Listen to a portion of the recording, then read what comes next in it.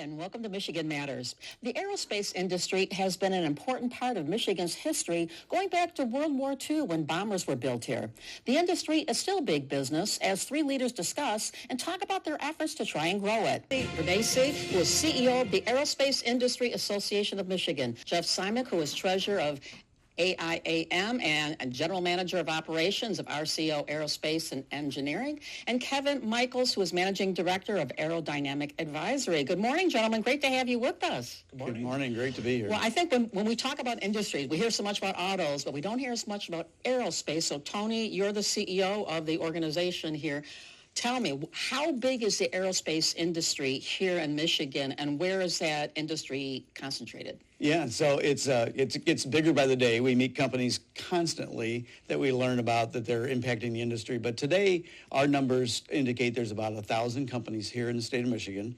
It's all over the state. I mean, there's 3 dozen or so in the UP, all the way down to, the southern border to, West Michigan and East Michigan. But it's concentrated in the lower part of the state, but it is truly all over the state. Right in the Upper Peninsula and Grand Rapids, I know it is truly all over here. And Jeff, you've been on the show a few times talking about this. Aerospace is your thing. When I talk about aerospace, you're the first person I call to say, tell me what you think here. So you have been watching what's going on in our region as there's more effort to try to coordinate and do things as groups getting together and educators to push this and grow this. How do you think we're doing?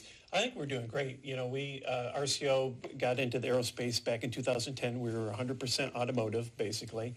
And today, we're 40% aerospace. And it's a good business for us. And, it's a good diversification. We all think, diversified portfolio when we're at home looking at our retirement account. And, ultimately, Michigan is diversifying into aerospace. A lot of auto companies are looking at, the tier 1s and tier 2s are looking at aerospace as a diversification. And the reality is we see it in the metrics because AS9100, which is a certification required to actually make product in the aerospace industry, we have really good growth going on right now. Yeah, it is amazing growth here. And speaking of that, Kevin, speaking of all this growth that's going on, I mean, it's commercial aircraft, it's military, space, advanced air mobility. So you're also involved with this. Where do you see for our region the opportunities?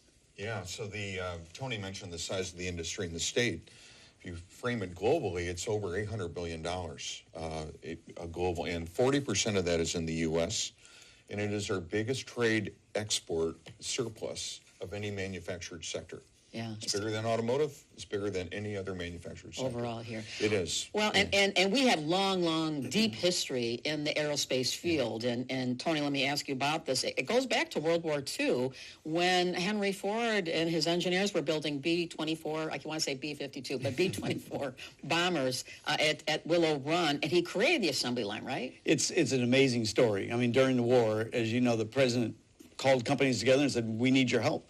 And everybody kind of stepped up to the table to see what could they manufacture, how could they contribute. And that's when Henry Ford's engineers said, we can show you how to build this aircraft on an assembly line, which had never been done. And what's amazing about it, I mean, you could just talk all day on that alone. Yeah, we could talk just all about that. The history's so rich. But in 4 years, they built Willow Run Airport, 3.5 million square foot manufacturing facility, which was the largest in the world at the time, put together a supply base, housing, brought farmers in from the field. Rosie the Riveter was coined out of Willow Run. Part of that, our whole history here. And Jeff, when it comes to all these other offshoots, it wasn't just Willow Run. I mean, things were developing all over the place, right? Yep. Yeah, no, and I think, we got involved in a lot of different component manufacturing. And, of course, after the war, everyone went back to autos, but some still stayed in the mix. And aerospace is like a sleeping giant, living in the weeds of the auto industry, and it has been up until, roughly when we started the Aerospace Industry Association of Michigan in 2017.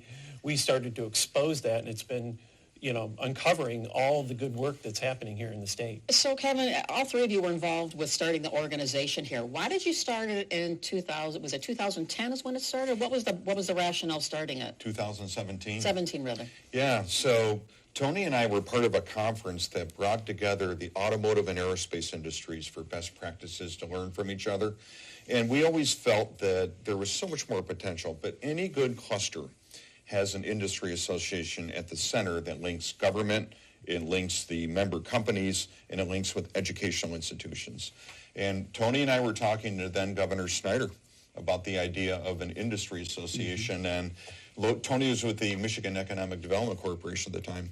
And Tony put his money where his mouth is. He left his job at MEDC and started this organization. And look what's going on today. Lots more to talk about here, but we need to take a quick break. We'll be back with more Michigan Matters, and we'll talk about talent gap, talent needs, and also for companies watching that may want to think about moving into the aerospace industry, what they need to do. Keep it right here.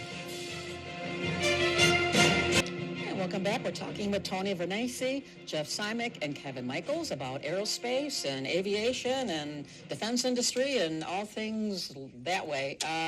Kevin, one thing, the conversation that is perpetually coming up is about talent. Talent needs, talent gaps. When it comes to aerospace, be it aircraft or spaceships or what have you, one of the things I heard that aircrafts are lasting 30 to 40 years but need a lot of maintenance. Yes. Hence, there's a need for more maintenance workers to help keep these planes and things in the air, right? Is that an opportunity for us? Absolutely it is. In maintenance, the typical jetliner that we fly out of Detroit, they're in service for 30 years. Military aircraft can be in service 50 or 60 years. The B-52 will make it to 100 years, believe it or not, in service. That means a lot of maintenance to keep it safe and to keep it operating efficiently. And there are hundreds of thousands of jobs in aircraft maintenance in the United States. Are you teaming up with educators then too, colleges, trade schools on this? Part of the mission of the Aerospace Industry Association of Michigan is to do exactly that. And it's to team up with educational institutions all the way down to elementary school. And I know, too, the other thing that, speaking of teaming up, that the state just introduced its Office of Defense and Aerospace Innovation, I think last year. Correct. And how does that fit in with what you're doing? It's a great partnership for us because they're really aligned. They see the value. They understand the economic impact that the industry has on the state. And the governor's investment in this is a clear indication that Michigan is taking it seriously and putting resources behind it. And Jeff, last time you were here, we were talking about drones, and soccer drone is a way to help train and teach young people and expose them to drones and this whole thing here. And I know that there's more. You folks just announced some programs for some schools in the Upper Peninsula to have some more programs up there in this drone soccer thing, right? Yeah, so our Aerospace Foundation is supporting drone soccer across the state, and it's a great program. And you talk about A&P, they actually get to learn how to maintenance a drone, just like A&P mechanics get to do it out in the field for real commercial aircraft. So it's real exciting to engage students and give them an opportunity to understand what it is. You're working with drones too, because that's kind of like the wild, wild west right now with this. As far as they can go anywhere, everywhere. And I know there's some regulation, FAA elsewhere, but you're working with that too, right? Absolutely. I mean, there's a lot of great companies here in the state, either from controlling the airspace for drones that are filing flight plans, or drones for commercial use, drones for military use. It's very deep and wide here in the state. Yeah. And I don't want to talk a whole lot of politics here, just because we don't need to. But real quickly, with tariffs and other things going on here and inflation and the such, the impact of the policy and things coming out of Washington on this industry. Yes. Highly global supply chains, just like the automotive industry. We know here in Detroit the parts move back and forth. The aerospace industry is like that on steroids. It's a global supply chain, and it's very hard to move from one place to another because it must be certified by the FAA. So it takes years to set up a new facility. So it is a real worry right now with this global supply chain. We've been a tariff-free industry for 40 or 50 years. And so now the tariffs are added on here. Is that going to bring everything to a halt? Or has it already? It's who gets caught with the hot potato. The airlines have made it clear they are not going to pay the tariffs. So the tariffs must be absorbed in the supply chain, and oftentimes that affects small and medium-sized enterprises. Who's going to pay for it? The customer, the small business, whomever it is here. You all must have been doing cartwheels when, speaking of President Trump, when he was in here on Selfridge and out there bringing in some more flyers here, some fighter jets, business, be out at Selfridge. Does that help support what's going on here? Well, it really highlights, to make that kind of an investment in the state of Michigan highlights the confidence in the industry here in Michigan. So we were ecstatic about the president's announcement. Selfridge is a huge asset here for the state. and to see that being utilized in a much better way, more complete way is great news. The other thing is you are a conduit for small businesses and businesses who want to make the transition and leap into the aerospace and these other fields here. In fact, you have an event, the Aero One Conference, September 3rd and 5th in Grand Rapids. You move it around the state. What's the mission of that event? Well, so there's several, but really what we're doing is bringing the global aerospace industry to Michigan to talk about something besides automotive. You know, we love automotive, it's our Right. history, but we're bringing the global industry here. So we have companies, 160 companies from 20 to 25 states that show up and spend 2.5 days, and these are the executives from the big companies, the tier ones, the tier twos that are here to talk about the industry. And it should be noticed, companies like General Motors and others are in the defense industry. They're doing business, building crafts for war and other things here, right? You're working with them as well in all of this? Yeah, I mean, the automotive still, I mean,